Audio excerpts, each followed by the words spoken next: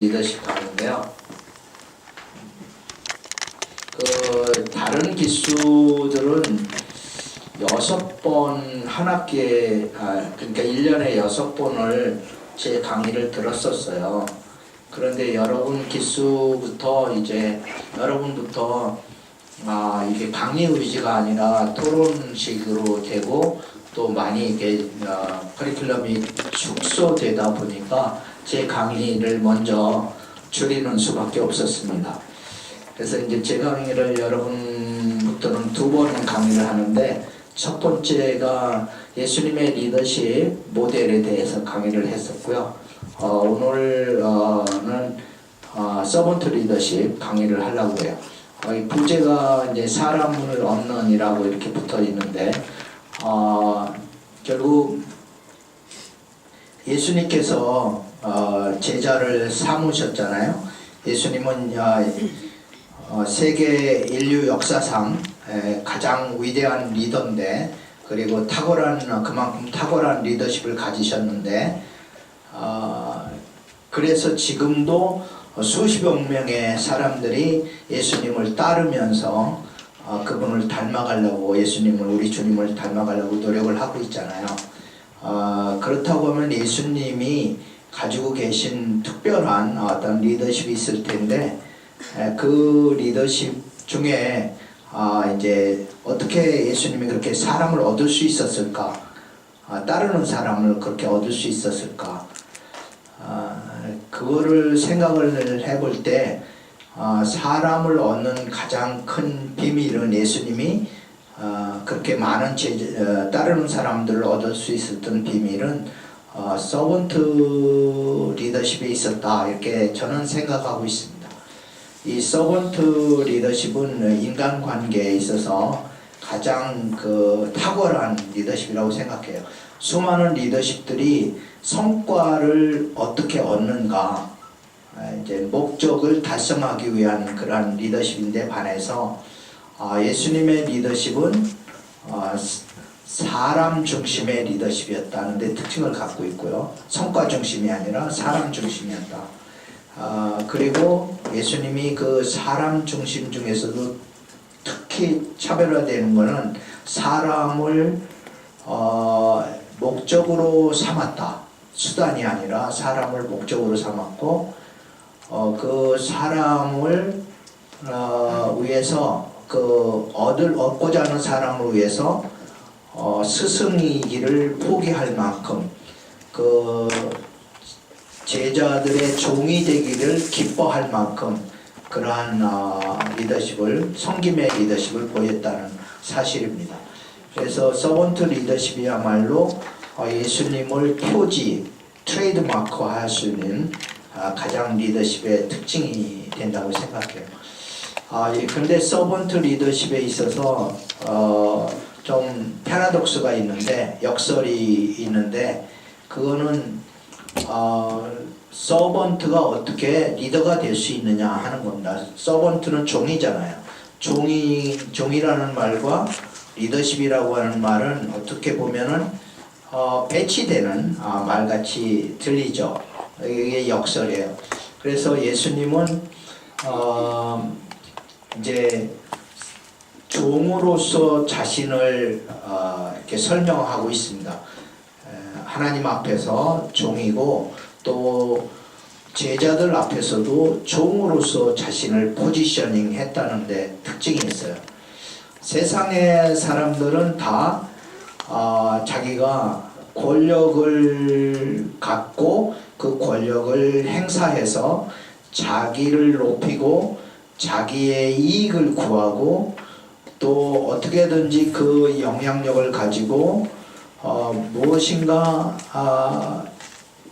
자기가 추구하는 목적을 이루기 위해서 그 영향력을 행사했다면, 예수님은 전혀 그 반대였다 하는 것을 우리가 예수님의 생애를 통해서 발견하게 되는 거예요. 그것이 저에게는 너무나 매력적이에요. 나는 예수님을 정말 많이 사랑하고요. 여러분이 내가 예수님을 얼마큼 사랑하는지 그 부분에서는 여러분들이 나를 닮아줬으면 좋겠어요. 내가 예수님을 사랑하는 만큼 여러분도 예수님을 사랑했으면 좋겠다. 내가 예수님을 위해서 날마다 눈물을 흘리는 만큼 여러분도 그분을 위해서 눈물을 흘렸으면 좋겠다. 이렇게 생각해요.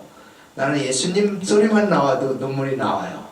정말 하루에 제일 이제 행복한 순간들은 그 주님을 생각하는 시간이고 주님의 말씀을 읽으면서 이렇게 하는 시간인데 얼마 전에 장로 아카데미에 계신 어느 장로님이 우리가 성경 통독을 하는데 그 예수님의 십자가 그 모습이 담긴 그 성화를 이렇게 저에게 보내줬는데 그걸 보면도 막 혼자서 막 울었어요. 그 정말 예수님이 정말 어떠한 그냥 전해드린 그러한 예수님이 주님이 아니라 여러분과 매일매일 인격적으로 교제하고 만나고 또 더 구체적으로 사랑을 이렇게 고백하고 사랑합니다.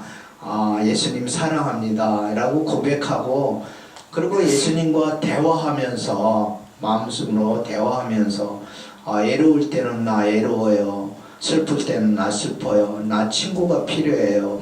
필요할 땐 필요해요. 이렇게 얘기하면서 그렇게 지낼 수 있었으면 좋겠어요. 여러분 그래요? 예수님을 그렇게 너무 멀리 두고 2000년 전의 예수님이 아니라 정말 오늘도 나의 사랑하는 친구고 나와 가깝게 대화할 수 있고 함께 할 수 있는 그런 예수님. 저는 그 예수님이 너무 좋아요. 네. 여러분도 그 점에 있어서는 저를 닮았으면 좋겠다 생각합니다. 그래서 예수님이 어떻게 저를 얻었을까? 제가 생명을 다해서 정말 따르고 싶은 예수님, 그분은 어떻게 나를 이렇게 얻을 수 있었을까? 그거를 제가 묵상한 것을 기초로 해서 오늘 여러분과 함께 살펴보려고 합니다. 노하우 시대에서 노후 시대로의 변화. 근데 그 세르반테스가 이렇게 얘기했어요. 그대의 친구를 말해보라. 그대가 어떤 사람인지 알아맞힐 테니. 돈키호테 작가 세르반테스는 인간관계의 중요성을 이렇게 돌려서 표현했다. 오늘날 많은 전문가들은 노하우보다는 노후가 성공적인 사회생활을 하는데 중요한 요소라고 이렇게 얘기를 해요. 미국 보스턴 대학에서 7세 어린이 450명의 일생을 40년에 걸쳐 추적 조사 연구한 결과가 나와 있는데요. 이게 엄청난 거예요. 450명의 일생을 40년을 추적 조사했다. 그런데 그 사람들에 있어서 인생의 각각의 목적이 다 다를 텐데 나름대로 그 목적을 이룬 사람들, 그러한 사람들에게 가장 중요한 게 뭐였느냐고 물어본 거예요.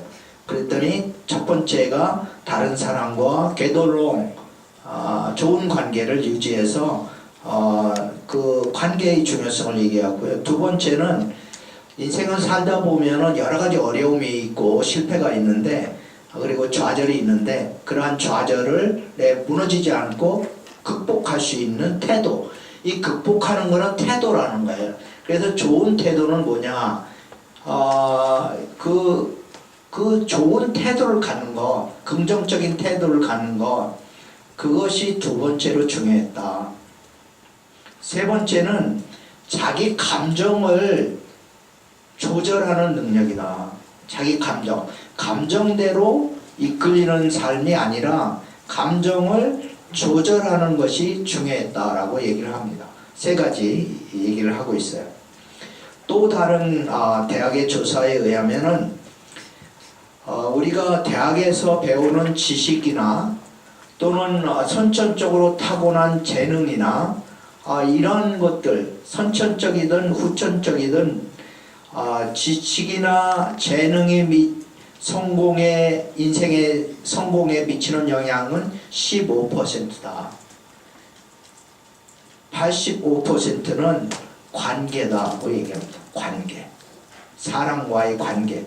여기는 사람과의 관계는 뭐 부모님과의 관계, 또 친구와의 관계, 스승과의 관계, 직장에서의 동료와의 관계, 모든 것이 결국 우리가 살아가는 데 있어서 관계죠.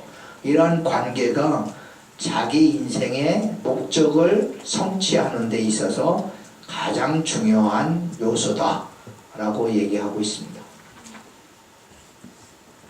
여러분은 지금까지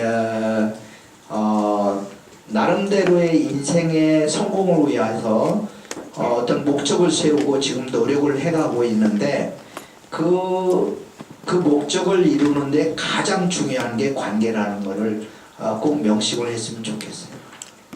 가정에서도 그렇고 부부가 어떤 관계를 갖고 있느냐가 결국은 그 부부관계의 성공을 좌우하게 됩니다. 직장에서 상사하고의 관계, 동료와의 관계 너무나 중요해요. 직장에서 이직하는 사람들의 대부분의 조사에 의하면은 직장의 문화나 가치나 비전이 자기하고 맞지 않는다는 측면도 있어요.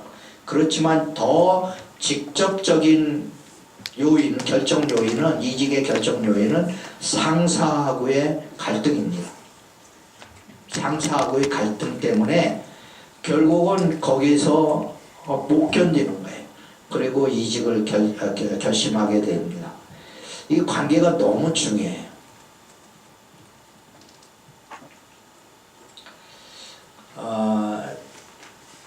관계를 성공적으로 이루기 위해서 좋은 관계를 하려면은 그 사람을 알아야 돼요.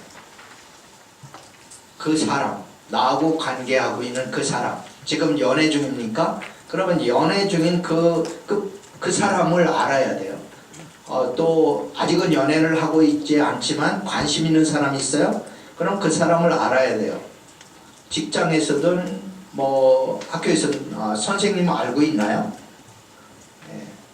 나를 얼마나 알고 있어요? 나에 대한 호칭이 아까 나오는 거 보니까 여러분들이 호칭이 뭐 교장 선생님, 장로님, 교수님 뭐 다양해요. 우리 졸업생들도 다양해요. 나를 어떻게 불러야 될지 모르는가 봐. 이차에 정해주시는 게. 예, 정해줄게. 그냥 단순하게 심플하게 선생님으로 교장하면 선생님은 깁니까? 그냥 선생님 불러요. 여기에서는 클스에서는. 근데 교회에서 만났다. 교회에서 만났다 선생님도 좋지만 그냥 교회에서 만났을 때는 그냥 장로님도 오케이. 그런데 뭐 거기 교회에서 만나서 교수님 이건 좀 아닌 것 같아요. 그래서 하여튼 일반적으로 제일 어느 장소를 불문하고 제가 좋아하는 명칭은 애칭은 선생님이에요. 그냥 선생님. 그래서 그냥 선생님으로 불러주면 좋겠고요. 교수만 해도 좀 격식이 있잖아요. 좀 간격이 있는 거. 난 간격이 있는 거 싫어해. 가까워지고 싶어서. 내가 신대호 신학대학원에서 목사님 후보생으로서 MDB도 했잖아요. 장신대에서. 그러는데 내가 목사 안수를 받지 않은 이유, 평신도 지도자를 세우는 건데, 사회 지도자를 세우는데 내가 목사 타이틀을 갖는 순간, 내가 타이틀이라고 표현을 했습니다. 타이틀을 갖는 순간 나는 이미 사회 지도자들과 간격이 생긴다. 거리감. 이게 문화예요. 우리나라의 문화. 좋고 싫든지 간에 문화라고요. 그런데 그런 간격을 나는 만들고 싶지 않은 거예요. 하나님이 우리를 이처럼 사랑하사 스스로가 우리와 같이 동등되게 되셨고 우리와 같은 육신을 쓰고 오셨는데 그래서 커뮤니케이션 하겠다고 하시는데 우리는 이상하게 타이틀 가지고 간격을 만들어내요. 난 그런 모든 일체의 간격을 싫어합니다. 그러니까 거리 두지 말기, 거리 얻기. 알았죠? 그래서 이제 그 사람을 나를 얼마나 알고 있느냐 나를 알아야 된다 이게. 그런데 인간에 대한 제가 묵상을 해봤어요. 그래서 그 사람을 얻으려면 그 사람을 이해해야 되는데 그 사람에 대해서 최소한도 서너 가지는 깊이 알아야 돼요. 누구나 인정받고 싶어 한다는 거예요. 우리가 만나는 누구든지 그 사람이 할아버지라도 또는 어린아이라 할지라도 남녀노소를 불문하고 모든 사람은 인정받고 싶어 한다는 거예요. 하나님이 그렇게 만드셨어요. 하나님의 형상과 모양대로 지음을 받았다는 이유는 그만큼 인정받고 존중받기를 원한다는 거예요. 모든 사람. 여기 동의하시죠? 어떤 때 화납니까? 여러분들이 어떤 때 화나요? 다른 사람이 나를 무시할 때, 다른 사람이 나를 인정하지 않을 때, 특별히 나를 잘 안다고 생각하는 부모님이 나를 어린아이 취급할 때 화나죠? 다 컸는데 무시당한다고 생각하기 때문에 엄마가 나를 인정하지 않는다, 아빠가 나를 인정하지 않는다. 인정받지 못함이 관계를 저해하는 가장 큰 장애 요인이에요. 그렇다고 하면 내가 그런 경험을 갖고 있다면 내가 다른 사람을 얻으려면 어떻게 해야 돼요? 첫 번째, 그 사람을 인정해야죠. 나와 생각도 다르고 외모도 다르고 나와의 모든 배경도 다르다 할지라도 있는 모습 그대로 인정하기 시작할 때 관계가, 건강한 관계가 출발되는 거예요. 절대로 다른 사람을 무시하면 안 됩니다. 그리고 인정의 좋은 인정은 그 사람에 대해서 그 사람을 만남을 감사하게 생각해야 돼요. 항상. 살아서 우리가 만날 수 있는 사람의 숫자는 너무나 제한적이에요. 그리고 그렇기 때문에 이 만남 그 자체가 귀중한 것이고 그 사람을 만났다는 것이 내 인생에 있어서 100번 감사해야 될 일이에요.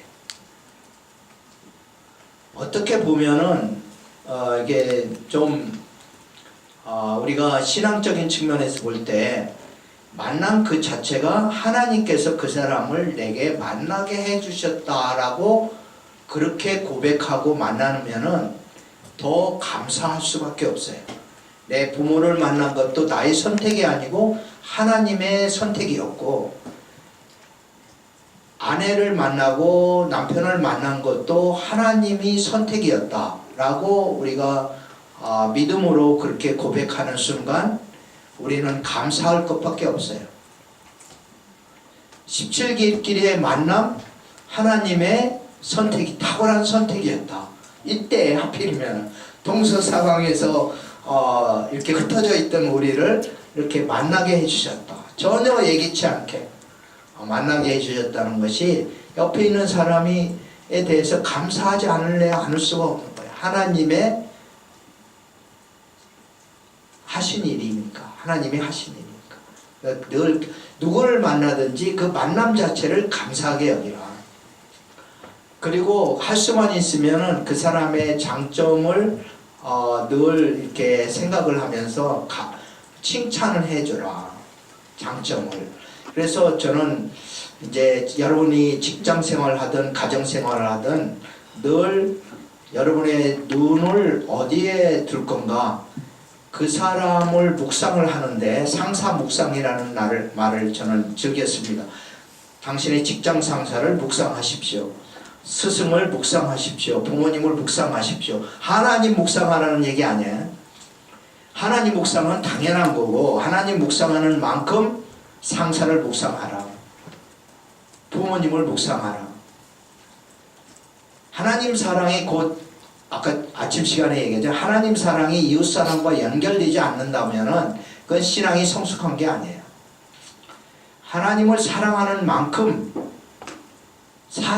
이웃을 사랑하도록 노력을 해야 되는데 그 사랑하는 방법을 얘기하는 거예요. 지금 하나님을 묵상하잖아요. 우리는 큐티하면서. 그런데 왜 사람에 대해서 묵상을 안 하는지 모르겠어요. 왜 안 해? 그 사람이 한테 칭찬해야 될 것, 박수쳐야 될 것, 칭송해야 될 것, 감사해야 될 것, 인정해야 될 것, 장점은 무엇인가? 하나님이 어떻게 저 사람을 저렇게 탁월한 걸작품으로 만드셨을까? 그런 것도 묵상을 해보고, 그래서 강점을 적으세요. 강점 리스트를. 아무개의 강점. 여러분 17기부터 그렇게 해야 돼. 강점 리스트. 우리 조원 만나면 그 애의 강점은 뭔가? 백기원의 강점은 뭔가? 적어야 돼. 승리가 적어가지고 만날 때마다 칭찬해줘야 돼. 기원이가 강점이 뭔지 기원이는 모를 수도 있어요. 본인은 몰라. 본인이 모르는 걸 옆에서 조원들이 이렇게 칭찬해주면 얼마나 좋겠어요. 억지자지해보라. 내가 모르는 강점을 찾아서 칭찬을 해줘. 살만 나죠. 만나고 싶지 계속 그 조원들, 그지? 네. 어디 가든 부모님도 마찬가지예요. 그러면 60이 여러분 부모님 60대 뭐 이렇게 되겠죠. 가까이 되겠는데 그럼 부모님 인정받고 칭찬받고 싶지 않을까? 누구나 인정받고 칭찬받고. 그러면 부모님에 대해서 여러분들이 얼마나 묵상하고 있어요? 부모님께 칭찬 드릴 만한 일, 감사할 만한 것들을 그래도 일주일에 한 번씩은 해야지. 주일날 하나님 앞에 가서 감사하고 찬송하듯이 부모님 앞에 일주일에 한 번씩 감사하고 찬송하고 칭찬해드리기. 그럼 부모님이 얼마나 행복해 하시겠어요? 그렇겠죠? 부모님이 여러분한테 그렇게 안 한다고 해도 여러분이 먼저 시작하세요. 오늘 배웠으니까. 이것이 사람을 얻는 아주 중요한 비밀이에요. 두 번째는 모든 사람은 용서받기 원한다. 모든 사람은 용서받기 원한다는 거예요. 왜냐? 완전한 사람이 없기 때문에. 모든 사람은 다 실수가 있고 허물이 있다. 부모님도 마찬가지고 상사도 마찬가지고 동료도 마찬가지고 여러분 동생도 마찬가지고 여러분의 선생님도 마찬가지예요. 모든 사람은 용서받기 원한다. 예의가 없어요. 하나님 앞에서 모든 사람이 죄인입니다. 따라서 모든 사람은 그 근저에 제사함 받아야 된다고 하는 그러한 욕구가 있는 거예요. 하나님 앞에 부끄러운 모습들이 있는 거예요. 모든 사람은 용서받기를 원한다. 내 사랑하는 절친도 용서받기 원한다. 틀렸어요? 용서받기 원하는 거예요. 여러분도 용서받기 원하는 때가 있잖아요.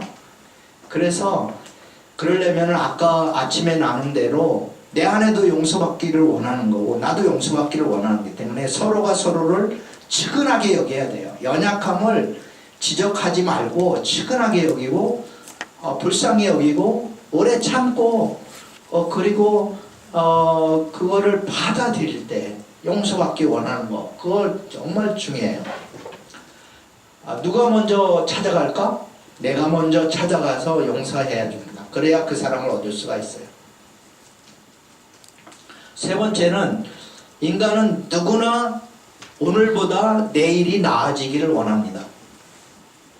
싫어하는 사람 없죠?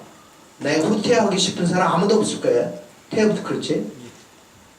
그래서 누구나 성장하기를 원한다는 것을 인정한다고 하면 내가 그렇듯이 다른 사람을 얻으려면 그 사람의 성장을 돕는 존재가 되어야 된다. 내가 한 주에 성장을 돕는 사람이 되면은 내가 한 주한테 의미 있는 존재가 되는 건데 한 주를 디미니싱한다. 계속 낙심시키고 계속 후퇴시키고 그런 나 멀티플라이어가 아니라 디미니싱하는 디미니셔가 된다. 그러면 한 주는 나는 한 주에게 아무런 존재 가치가 없는 거죠. 그래서 내가 존재 가치가 있다고 하고 사람을 얻는 비결은 다른 사람을 성장시키는 사람이 돼야 됩니다. 다른 사람이 그 사람에게 있어서 그 사람의 성장에 있어서 내가 꼭 필요한 사람이 돼야 된다. 그러면 남편은 아내의 성장을 돕는 사람이 돼야 되고, 아내는 남편의 성장을 돕는 사람이 되고, 상사는 부하의 성장을 돕는 상사가 될 때 탁월한 상사가 될 수 있겠죠. 그런데 실상은 그렇지 못하는 거예요. 사람이 사람의 성장을 시기심 때문에 정말로 마음으로부터 도우려고 하질 않아요. 이게 인간의 죄성이에요. 다른 사람이 잘 되는 거 보면은 배가 아프죠. 성장하는 거 보면은 배가 아픈 거예요. 그런데 참 리더는 다른 사람이 성장할 때 함께 기뻐해 주는 사람이에요. 도와주고 함께 기뻐해 주는 사람. 그러면은 그 친구는 정말 쟤야말로 나의 정말 진정한 친구구나 하고 계속 함께 갈 수가 있어요. 제 자랑 좀 할게요. 저는요, 함께 같이 일을 시작한 모든 분들하고 지금까지 뭐 관계가 나빠져서 이렇게 중간에 이렇게 간 사람 별로 없어요. 거의 모든 사람과 10년, 20년, 30년을 함께 동역하고 있습니다. 저는 이런 사람이 되고 싶은 거예요. 제가 만나는 모든 사람에게 감사와 칭찬과 존경을 합니다. 인정을 해주고요. 그 사람들이 제게 잘못한 거는 다 잊어버려요. 절대로 기억을 하지 않습니다. 금세 풀어요. 마음속에 응어리 하나도 없어요. 그리고 가능한 한 나로 인해서 그분들이 잘 되기를 바라요. 나를 만나서 복을 받았다라고 생각하고 그렇게 살았으면 좋겠어요. 그런 기도를 해요. 내가 복의 근원이 됐으면 좋겠다. 성장하는 데 도움이 됐으면 좋겠다. 그래서 제가 가는 곳마다 저는 환영받습니다.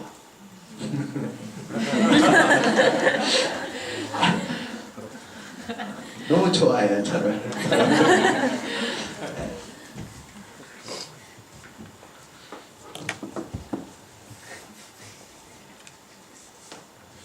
사람들의 욕구는 그런데 사람들의 욕구가 다양해요. 이 사람들을 이제 필요를 채워주는 사람이 되고 싶은데 그 사람들의 욕구가 다양해서 마슬로의 욕구 5단계설에 의하면은 가장 기본적인 욕구는 생리적 욕구로부터 출발해서 이것이 어느 정도 채워진 다음에 안전의 욕구를 추구하고 그 다음에 사회적 욕구, 존경 욕구, 자아실현 욕구로 이행해 간다고 마슬로는 얘기하고 있습니다. 1차적인 욕구가 정말 어느 정도 수준에 충족되지 않는 한은 2차, 3차, 4차 이렇게 할 여유가 없다는 거예요, 사람들이. 그래서 예를 들면은 북한의 어떤 사회가 평균적으로 볼 때 예를 들면 생리적 욕구나 안전의 욕구에 머무르고 있을지도 모르고 우리나라는 어쩌면은 안전 욕구나 사회적 욕구, 뭐 존경 욕구까지 이렇게 가고 있는지도 모르겠는데 우리가 이제 어느 집단의 리더가 되었을 때 그때 우리가 생각할 거는 그 구성원들의 가장 어떤 평균적인 필요로 하는 그런 욕구가 무엇인가를 알아야 그 사람들의 욕구를 채워줄 수 있다는 겁니다. 이것도 이제 상대방의 편에서 이제 생각한다면 내 본의가 아니라 상대방의 욕구가 무엇인지를 알고 그 욕구를 채워주려고 하려면 이런 지식이 필요한 거고요. 서번트 리더십은 원래 로버트 그린리프라고 하는 사람이 그 사람을 정말 얻기 위해서는 그 사람이 종이 돼야 되는데 서번트 리더십은 원래 그 로버트 그린리프라고 하는 사람이 1977년도에 만든 책이고요. 거기에서 이제 리더 as a servant라고 하는 그 용어를 만들어낸 거예요. 그리고 서번트 리더십에 관련돼서 그 보다도 이게 중요한 개념이기 때문에 한 번 더 이렇게 봅시다. 서번트 리더십이